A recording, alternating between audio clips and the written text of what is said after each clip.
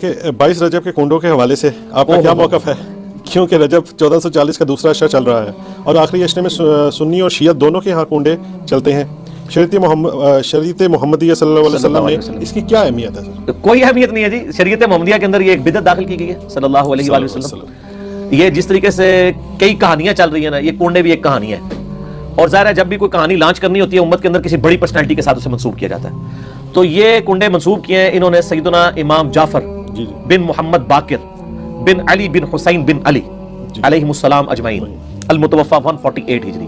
وہ کہتے ہیں امام جعفر کسی کو خواب میں آئے تھے, انہوں نے بشارت دی تھی کہ جو رجب کے کنڈے کرے گا تو اس کے لیے یہ بشارتیں ہوں گی.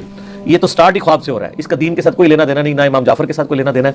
یہ وہ ایک پروپیگنڈا جو شیعہ کے ہاں چلا اور وہ کنڈے چل رہے ہیں. اور سنیوں کے ہاں بھی چونکہ امام جعفر ایک ڈومیننٹ پرسنالٹی ہے, ان کو رسپیکٹ دی جاتی ہے, ہم خود دیتے ہیں. تو چونکہ اب ان کا نام بولا گیا ہے, جس طرح کہ 11ویں کے اوپر شیخ عبدالقادر کا نام بول دیا جاتا ہے تو وہ 11ویں چلنا شروع ہو گئی ہے. اس طرح سنیوں کے ہاں بھی چلنا شروع ہو گئی.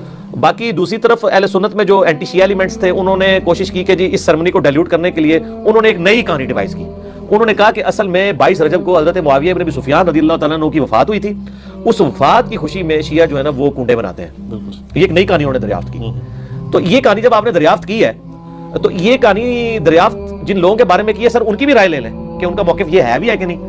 تو وہ آپ کو کہیں گے کہ ہمارے لیے حضرت معاویہ کی موت یا زندگی اتنی اہمیت کی حامل نہیں ہے کہ ہم اس کو سیلیبریٹ کریں.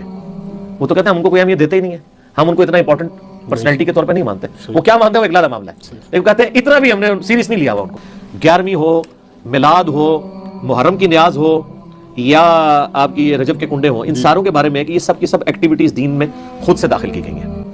ہم ان کو کفر و شرک والا معاملہ نہیں کہتے لیکن بدعت تو ہیں. اب رہ گیا مسئلہ کہ اس طرح کی ایکٹیویٹیز میں جو کھانا ہے وہ حلال ہے یا حرام ہے. کوئی شخص یہ کہتا ہے کہ میں فلاں بزرگ کے اصالے ثواب کے لیے کر, حضرت حسین علیہ السلام کو ثواب پہنچا ایک میری طرف سے ہدیہ, تو اس کے معاملے میں بھی ایسا کوئی سختی والا معاملہ نہیں ہے. لیکن اگر کوئی تقرب یہ کر رہا ہے کہ یہ صالح ثواب ان کو پہنچے اور وہ میرے مشکل کشا ہے اور اس کے بدلے میں یہ میری مصیبت حل کر دیں گے, تو وہ تو نیاز کے بغیر یہ عقیدہ شرک ہے. نیاز تو سائڈ پہ رہ گئی, یہ عقیدہ ہی غلط ہے.